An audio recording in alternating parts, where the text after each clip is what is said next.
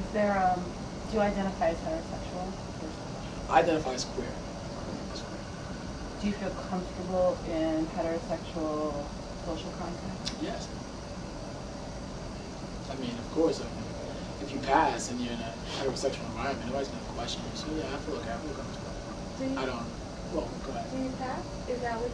Because I mean, if you're telling us that you're in transition, like, is that something that you make known to people, or is your ultimate goal to be seen and understood as a male? Do you mean as far as dating is concerned, or just people in Just general? in your own representation, in your own life, like in everything, like. It depends on how I'm going to know that person. If there's a need for me to express that, if I just met you via a friend and it's probably going to be a one-time meeting, no. But if you're somebody I work with, or if you're somebody I'm going to see on a very consistent basis, probably so I'll tell you. I'm very comfortable with my gender identity. I don't feel like because I'm trans that I shouldn't necessarily tell people. No, I'm not completely oblivious or brainwashed like that. But no, I'm very comfortable telling people. I'm open. I'm honest. If you ask, I'll tell you. I won't just walk around with a T-shirt like it's a big sign. But if you ask, I'll tell you. I'm just curious, but when you say She sounded like a panel. I'm sorry. No, go ahead. I'll just go right after. No, I didn't see it. Go ahead. I want to know, what did you find what was so frightening about growing up as a woman? One, and two, do you seek to have relationships with lesbian women?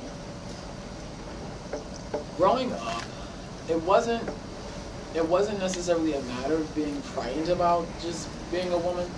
For me as a kid growing up, there wasn't like this big need for me to be extremely feminine or girly, like, whatever I wanted as a kid, if it was a boy's bike or if it was a Barbie, it didn't matter, you know what I mean? My mother was just trying to just cater to a kid. However that kid grew was just on me, that was my decision. So it wasn't necessarily a matter of that. It was, once you get past that age of being allowed to be a tomboy, and you kind of you're going a little bit too far, I guess then is when I started to really pay attention. You think of like little girls who are like 12 and 13 and they wear boys' clothes and like to play basketball. Parents would think, oh, eventually they're just going to grow out of it. But then you get to the point when you're 17, you're 18, and people are looking like, okay, well, when is it going to happen? All right, well, let's give it a little bit more time. And then you get to the age of 21, 22, and the masculinity starts to, progress more and more and more. Clearly there's something else going on. It isn't just a matter of being a masculine woman or just being a tomboy. I mean, I've been using the men's room since I was 16. That is not just, oh, well, I just felt like going in there. No, for me, that's a matter of comfortability, especially with the way I see myself.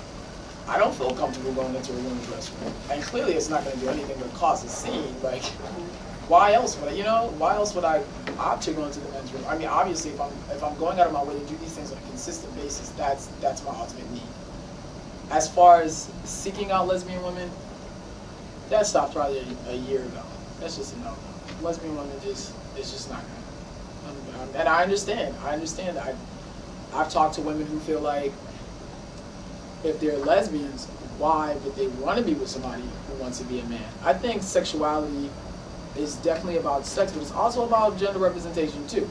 Sometimes people, they have to have that, I don't know, something at face value that lets them know that is what they're doing. I don't know. And that's very hard to explain. For me personally, I don't like to stifle myself or keep myself in that box. Like, if I like you as a person, it doesn't matter what you are, male, female, M to M, F to M, whatever. Like, if I like you as a person, then that's really all that matters. The other stuff we'll figure out later. It doesn't matter. So you date heterosexual men? Well, actually, no. I mean, as this point in time, no, I only date women, but I'm not closed off to the idea. So if a guy approached me, I mean, honestly speaking, physically, I probably wouldn't be attracted to him at all because physically I'm not attracted to masculinity. But if we got to talking and I enjoyed this conversation, and if it was, maybe if it was in an element like school or something like that, where you're constantly around somebody, eventually somebody just grows on you. I don't know, but at this point in present time, I only date women. But who's to say what the future holds? I'm not biased.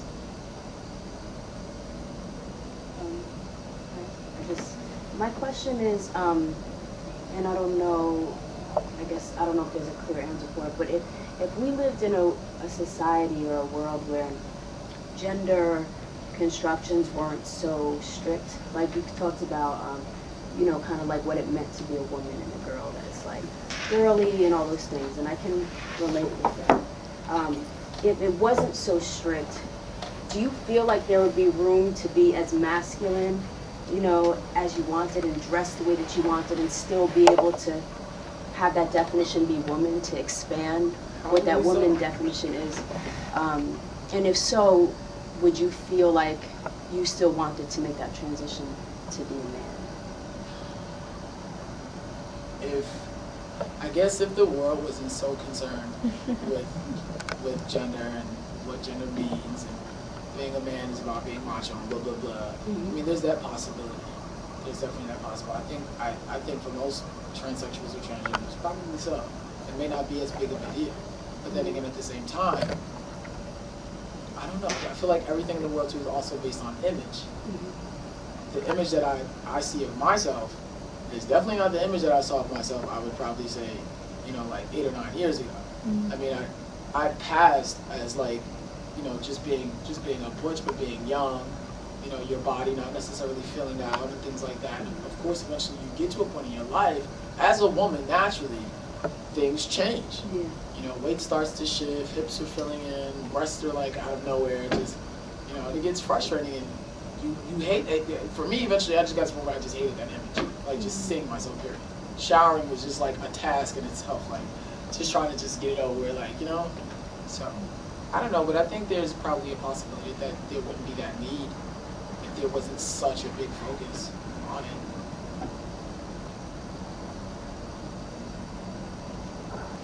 Does anybody else have a question?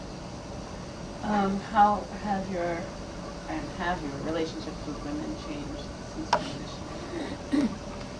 Yes, it is. It's tough. It is very hard. Being butch is one thing, but when you cross that line, it's a whole nother world. The women that are usually attracted to me now are either queer, in every sense of the word, where it just necessarily doesn't matter. I mean, they're all about just people in general. So that's okay. Or women who are curious or bisexual. As far as lesbian women, no. Definite no. I went to a club on Saturday, and it was very different. And it was funny too, because I saw a lot of people that I'd come up with. You know, I came out in '95, so I saw a lot of familiar faces, and people like just didn't recognize me at all. Women were just like, "Why is he here?" Some girl asked me like, "Are you gay? Like, are you into guys?" Hoping that obviously the answer would be yes. As soon as I told her no, she looked at me like, "Well, then, like, why are you here?" You know, so it's a very big difference. Of course, here in Europe too, there's a difference in covers at the door, so guys have to pay 20, and of course, because of my gender representation, I mean, I'm not going to go out of my way to be like, hey, you know, I'm a girl. No, that's not what I'm going for. So I'll pay the extra couple of bucks, whatever it costs. But it's a very big difference. Women don't respond the same. That's for sure. I have to go through detailed explanation in order for women to say, oh, okay. And even then, they're still like, well, I don't really know how I feel about it. You know. Do you feel connections to women's communities? Do you still feel connected to them? Did you feel connected to them when you were identified as butch? Yes and no. Yes and no. With the people that I've always known growing up, yes. Once the community, I mean, the lesbian community changes every year. There's new people, there's new faces, so it's kind of hard to keep up with all the masses. I mean, people they see you at face value and they assume that you're a boy. Like, what are you supposed to do? I mean, I can't fault them because clearly that's what I'm going for. That's what I was going for when I left my house, so I'm not upset. But the connection there basically is not a connection at all. It's very isolating. It's kind of scary, to be honest with you. Definitely is, but I can't. What's scary? To find myself in another place trying to get familiar or trying to grow into that new space. For so many years, my comfortability has been in the lesbian and gay community, and now I find myself outside of that because clearly that's not how I'm seen. So I don't know. It's hard. It's definitely hard.